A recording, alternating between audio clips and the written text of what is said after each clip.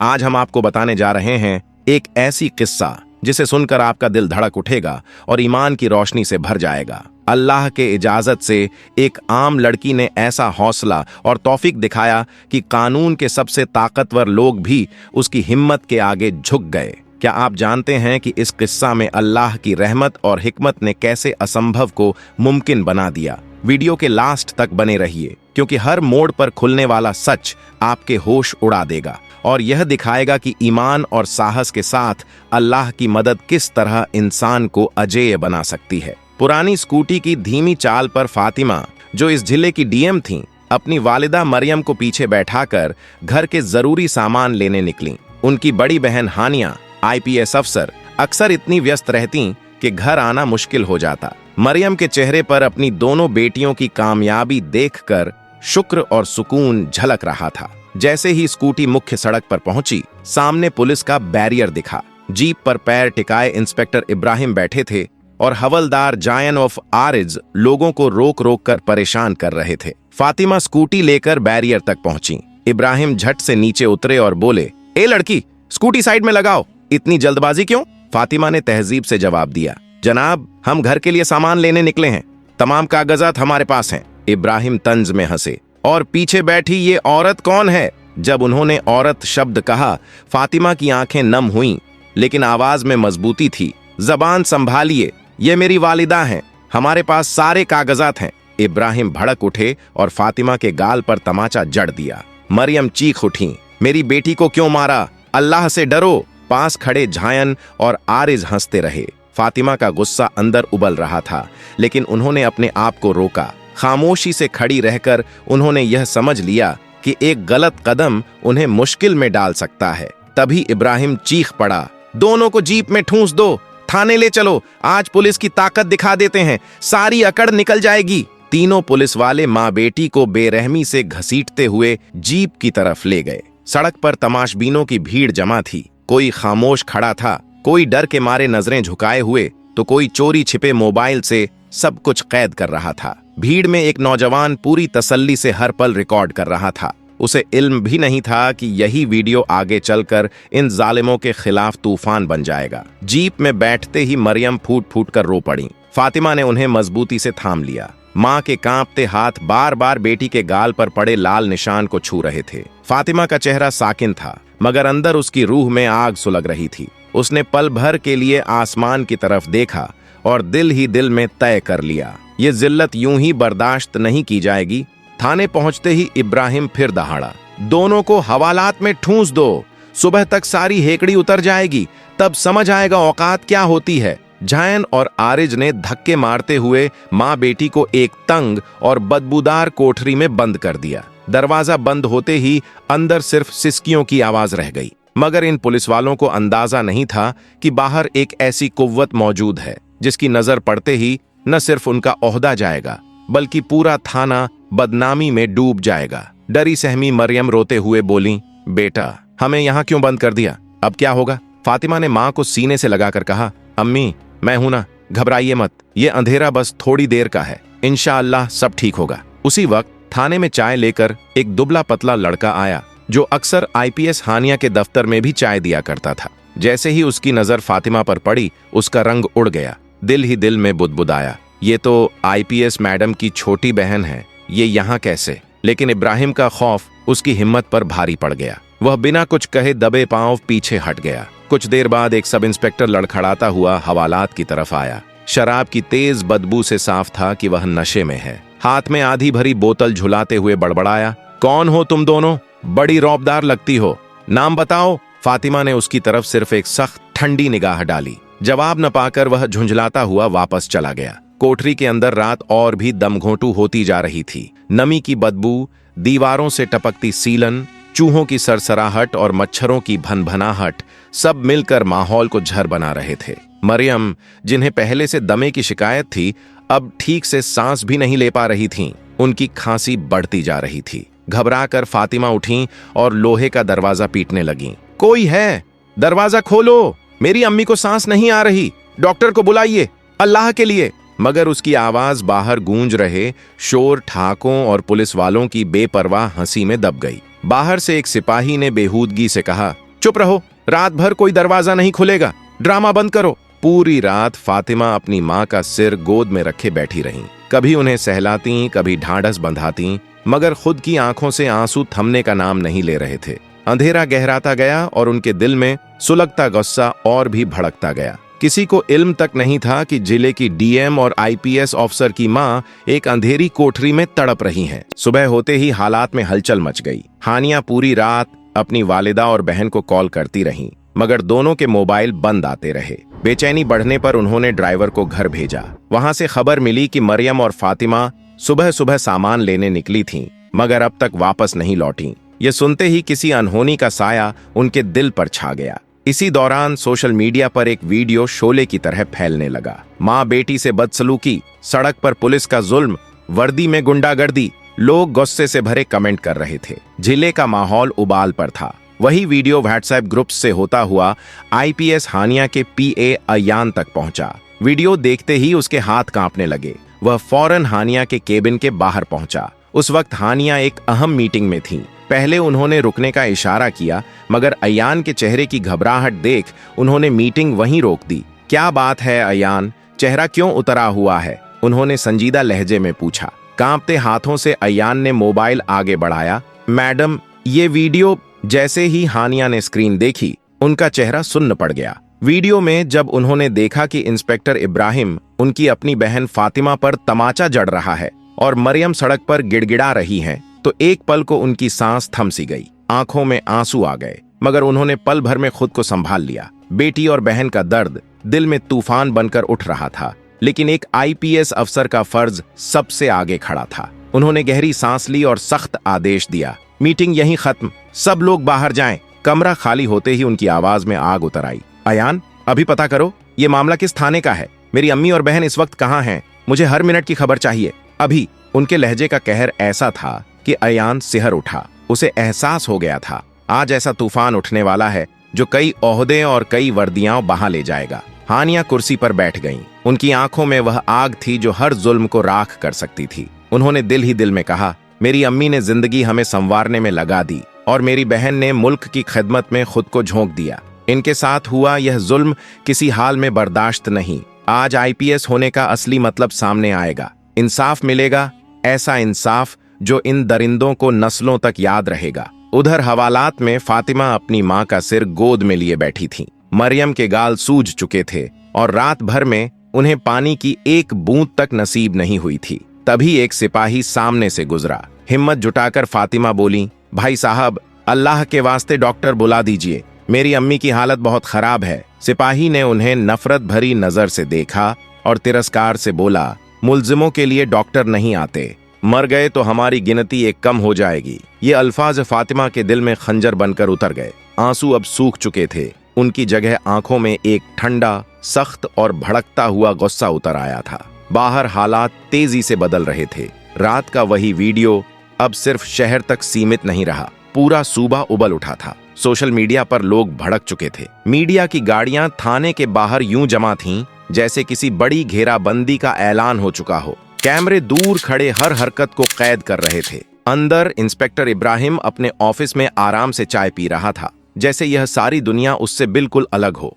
उसे गर्व था कि उसने 2 अकड़ू औरतों को एक रात में सबक सिखा दिया। तभी उसका मोबाइल बजा। स्क्रीन पर चमका नाम एसपी साहब। घमंड से भरी आवाज में उसने कहा, जय हिंद सर। मगर दूसरी तरफ से ऐसी दहाड़ आई कि उसकी रीढ़ ठंडी पड़ गई। इब्राहिम, तुम्हारे थाने में रात कौन लोग बंद किए गए थे? इब्राहिम ने शेखी भरी आवाज में जवाब दिया, सर 2 औरतें पकड़ी थीं, हवालात में डाल दिया, सुबह तक सब ठीक कर देंगे। लेकिन बस फिर क्या था?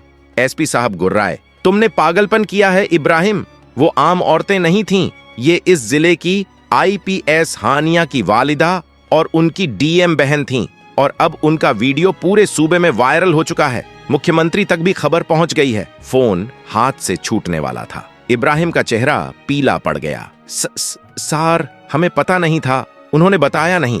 लेकिन एसपी की दहाड़ अभी रुकी नहीं। तुरंत उन्हें बाहर निकालो, अगर कुछ हुआ तो तुम्हें बर्बाद कर दूंगा। जैसे ही उसकी दुनिया उलट गई हो, इब्राहिम हड़बड़ाकर उठा और चिल्लाया, चाबी लाओ तुरंत। हवालात का ताला खुला और जो नजारा सामने आया वह उसकी आत्मा को झकझोर गया। फातिमा जमीन पर बैठी थी, अपनी माँ मरियम को गोद में लिए। मरियम की सांसें बेहद कमजोर थीं। कांपते हुए इब्राहिम उनके पास गया और हाथ जोड़कर बोला, मैडम कृपया माफ कर दीजिए, हमें सच में नहीं पता था कि आप कौन हैं। फातिमा ने एक शब्द तक नहीं कहा, बस अपनी माँ की नब्ज टटोली। वह तेजी से गिर रही थी। उसकी आंखों की ठंडी हथौड़े जैसी चुप्पी देखकर इब्राहिम का डर हड्डियों तक उतर गया। तभी फातिमा की आवाज गूंजी, एम्बुलेंस बुलाओ अभी। अब आदेश देने वाला वह नहीं बल्कि वही थी। इब्राहिम कांपते हाथों से फोन उठाकर तुरंत कॉल किया। कुछ ही मिनटों में सायरन बजाता हुआ एम्बुलेंस थाने के बाहर रुका। मरियम को स्ट्रेचर पर लिटाया गया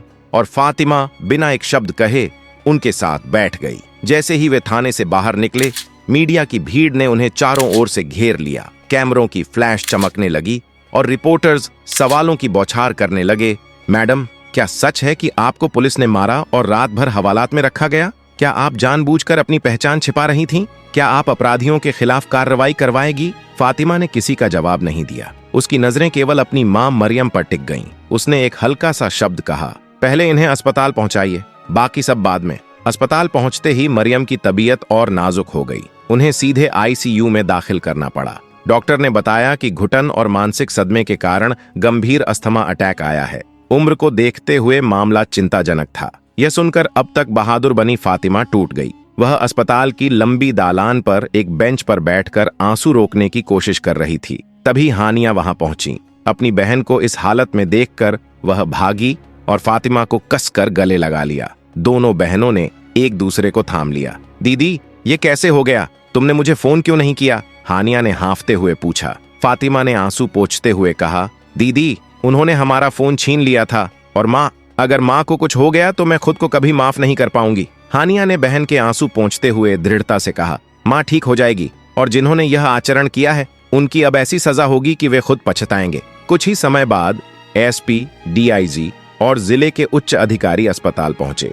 एसपी ने हाथ जोड़कर माफी मांगी। मैडम, हमारी चूक हुई, पहचान न पता चलना बड़ी भूल थी। हमने तुरंत संबंधित इंस्पेक्टर और दोनों हवालदारों को सस्पेंड कर दिया है और एफआईआर दर्ज कर दी गई है। हानिया ने ठंडी मगर तेज निगाहों से कहा, यह भूल नहीं, गुनाह था। यदि आप पहचान जानकर सम्मान देना ही नहीं जानते तो यह सिस्टम नहीं, गुलामी है। मेरी बहन ने जानबूझकर अपनी पहचान छिपाई ताकि यह देख सके कि आम नागरिक के साथ क्या होता है, और आज उसने वही देखा, मारपीट, अपमान और मौत के करीब धकेलना। एसपी शर्म से झुके और बोले, हमसे चूक हुई मैडम, माफ कर दीजिए। हानिया की आवाज और कड़क हो गई। माफी से मां ठीक नहीं होंगी।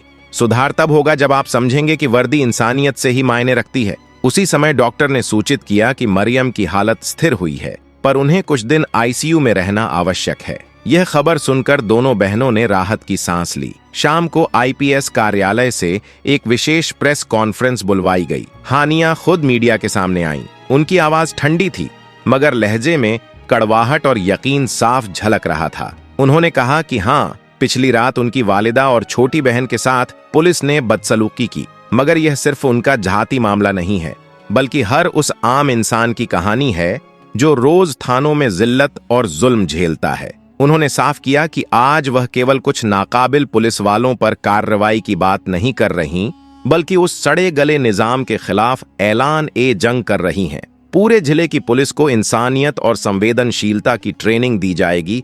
हर थाने का औचक मुआयना होगा और जहां भी शिकायतें सही पाई गईं, वहां सिर्फ निलंबन नहीं बल्कि सीधी बर्खास्तगी होगी। पूरे सूबे में सनसनी फैल गई। यह एक ऐसी आईपीएस अफसर थी जिसने अपने घर की बेइज्जती को पूरे सिस्टम की इस्लाह का हथियार बना लिया था। मगर कहानी यहीं नहीं रुकी। इस खुलासे से कुछ लोग तिलमिला उठे। पुलिस महकमे के कुछ अफसरों ने इसे दिखावा करार दिया तो कुछ सियासी चेहरे परेशान हो गए, क्योंकि अगर परतें खुलने लगीं तो उनकी पकड़ ढीली पड़ सकती थी। आने वाले दिनों में हानिया के खिलाफ झूठी शिकायतें, दबाव और तबादले की अफवाहें फैलने लगीं। सवाल उठने लगे, क्या वह इन साजिशों से पार पा पाएगी और क्या यह जंग सच में जीती जा सकेगी? अब यह लड़ाई किसी एक आईपीएस की नहीं रही थी, यह दो बहनों की लड़ाई बन चुकी थी। एक जो कानून को ढाल बनाकर मैदान में थी और दूसरी जो हर मोड़ पर उसके साथ खड़ी थी। आईसीयू की नीली सी धुंधली रोशनी में मरियम तकलीफ के आलम में लेटी थीं। चेहरे पर ऑक्सीजन मास्क, मशीनों की धीमी बीप बीप के बीच उनकी सांसें अब कुछ संभली हुई थीं। हानिया और फातिमा खामोशी से उन्हें देख रही थीं। पिछले 24 घंटे उनकी जिंदगी को हिला चुके थे। जिले की मुखिया आज खुद को बेबस महसूस कर रही थी। अपनी मां की नाजुक हालत देखकर अंदर तक कांप रही थी। हानिया का फोन बार बार बज रहा था। मुख्यमंत्री कार्यालय, मुख्य सचिव, मानवाधिकार आयोग से कॉल आ रहे थे, मगर उन्होंने किसी का फोन नहीं उठाया। अपने पीए को सख्त हिदायत दे दी कि जब तक वह खुद इजाजत न दें, कोई भी सरकारी बातचीत उन तक न पहुंचाई जाए। शहर में माहौल गर्म हो चुका था। वायरल वीडियो और हानिया की प्रेस कॉन्फ्रेंस ने अवाम के गुस्से को भड़का दिया था। लोग सड़कों पर उतर आए और नारे लगने लगे, हम हानिया के साथ हैं, पुलिस की तानाशाही नहीं चलेगी। टीवी चैनलों पर बहस छिड़ गई। कुछ पत्रकार इसे बेमिसाल हिम्मत बता रहे थे, तो कुछ आलोचक कह रहे थे कि यह हमदर्दी बटोरने का खेल है। इसी बीच हानिया के मुखालिफ भी हरकत में आ गए। शहर के असरदार विधायक ओमकार राय, जिनकी कई गैर कानूनी हरकतों पर इंस्पेक्टर इब्राहिम जैसे अफसर पर्दा डालते रहे थे, खुलेआम सामने आए। उन्होंने बयान दिया कि यह सब एक सोची समझी नौटंकी है और अफसरशाही अवाम को गुमराह कर रही है। इन इल्जामों और तकरार ने इस संघर्ष को और ज्यादा तीखा बना दिया। अब सवाल सिर्फ इंसाफ का नहीं था। सवाल यह था कि क्या सच्चाई इस दबाव, साजिश और ताकत के खेल में टिक पाएगी, और क्या दो बहनों की यह जंग वाकई पूरे निजाम को हिला सकेगी। वक्त आया कि गृह मंत्रालय से इस पूरे मसले की आला स्तरीय तहकीकात के लिए दुआओं मांग की जाए। यह मामला अब सिर्फ प्रशासनिक नहीं रहा, बल्कि सियासी और हकीकती मोड़ पर पहुंच गया था। राजधानी में बुलाई गई मीटिंग में हानिया के कदम पर जबरदस्त बहस हुई। कुछ वरिष्ठ अफसरों ने कहा कि अगर हर अफसर इसी तरह आम इंसान बनकर सिस्टम की कमियों को उजागर करेगा तो निजाम कैसे चलेगा। वहीं कुछ ईमानदार अफसरों ने हानिया का समर्थन किया और फरमाया कि अगर आईपीएस मैडम ने यह कदम न उठाया होता तो थानों के भीतर चल रही गुप्त जुल्म और उत्पीड़न शायद कभी सामने ही न आता। इसी बीच इंस्पेक्टर इब्राहिम, नशे में धुत दरोगा और दोनों हवालदारों को तुरंत निलंबित कर दिया गया। मगर साजिशें अब पर्दे के पीछे ही रची जा रही थीं। रात को जब हानिया अस्पताल से बाहर निकलीं तो पत्रकारों ने उन्हें घेर लिया। मैडम, क्या आपका ट्रांसफर हो रहा है? क्या आपको धमकियां मिल रही हैं? हानिया ठहरी, निगाहें फिरदौस की तरह शांत मगर अंदर से अटल। उन्होंने कहा, मुझे ओहदे की फिक्र नहीं, न तबादले की। अगर मेरा ट्रांसफर इस निजाम में सच्ची इस्लाही बदलाव लाएगा तो मैं बार बार भी इसे सहने को तैयार हूं, मगर मेरी माँ जैसी हर अमानतदार माताजी को इंसाफ मिलना चाहिए। उस रात वह सरकारी बंगले नहीं गईं, सीधे जिला कंट्रोल रूम पहुंची। वहां उन्होंने अपनी आईटी टीम को बुलाया और फरमान दिया, मुझे जिले के हर थाने की पिछले 6 महीनों की तमाम शिकायतों की पूरी तफसील चाहिए। कितनी एफआईआर दर्ज नहीं हुई, किन लोगों को डराया गया, किन थानों से सबसे ज्यादा इंसानी हकूक का उल्लंघन हुआ, हर डिटेल अभी चाहिए। पूरी टीम रात भर फाइलों और डिजिटल रिकॉर्ड में जुटी रही। हानिया ने खुद एक एक रिपोर्ट पढ़ी। सुबह होते होते उनके सामने एक भयावह तस्वीर उभर आई। 12 ऐसे थाने चिन्हित हुए जहां उत्पीड़न, भ्रष्टाचार और इंसाफ की अवहेलना सबसे ज्यादा थी। अगले दिन जिले के सभी थाना प्रभारी इमरजेंसी वीडियो कॉन्फ्रेंसिंग के लिए बुलाए गए। स्क्रीन पर हानिया आई। उनकी आंखों में नींद नहीं थी, मगर दिल में हक और करारी ठंडक थी। उन्होंने फरमाया, मुझे मालूम है आप सब हैरान हैं, मगर यह सिर्फ मेरा जाति अपमान नहीं था, यह आपके काम करने के तरीकों का आईना है। आज से हर थाने को अपनी शिकायतों का रिकॉर्ड आम जनता के सामने रखना होगा। हर 15 दिन में जन सुनवाई होगी और मैं खुद वहां रहूंगी। कुछ थाना प्रभारी असहज हुए। एक ने हिम्मत करके कहा कि ऐसे फैसलों से कर्मियों का मनोबल टूट सकता है। हानिया ने कड़क निगाहों से कहा, अगर जुल्म और नाइंसाफी से किसी का मनोबल बनता है तो ऐसे मनोबल को तोड़ना ही हक की राह में जरूरी है। हर थाने के सीसीटीवी सीधे आईपीएस ऑफिस और एसपी ऑफिस से जुड़ गए। किसी को बिना वजह 1 घंटे से ज्यादा थाने में रखने पर जिम्मेदार अधिकारी पर तुरंत कार्रवाई होगी। यह एक प्रशासनिक क्रांति की शुरुआत थी, लेकिन राजधानी से आदेश आया, आईपीएस हानिया का ट्रांसफर। जिले में हंगामा मच गया। लोग सड़कों पर उतर आए और नारे लगे, ट्रांसफर नहीं, सम्मान दो। इसी बीच मरियम की तबीयत में सुधार हुआ और हानिया और फातिमा तुरंत अस्पताल पहुंची। हानिया ने कहा, यह जंग सिर्फ हमारी नहीं, हर माँ और बेटी की है। राजधानी में मुख्यमंत्री से मुलाकात में उन्होंने स्पष्ट किया कि उनका मकसद सिस्टम सुधारना है, किसी को नीचा दिखाना नहीं। शाम को प्रेस कॉन्फ्रेंस में हानिया ने कहा, मैं कोई हीरो नहीं, सिर्फ एक अफसर हूँ। मेरा मकसद न्याय और सुधार लाना है। तालियों के बीच मुख्यमंत्री ने घोषणा की, हानिया का ट्रांसफर रद्द और पूरे राज्य में मानव सम्मान प्राणी अभियान की शुरुआत। उसी रात मरियम के चेहरे पर गर्व के आंसू चमक रहे थे। अगर आपको यह वीडियो अच्छा लगा तो अल्लाह की राह में इसे इस्लाहिफ करें, दूसरों तक फैलाएं और हमारे चैनल से जुड़े रहें। खुदा हाफिज।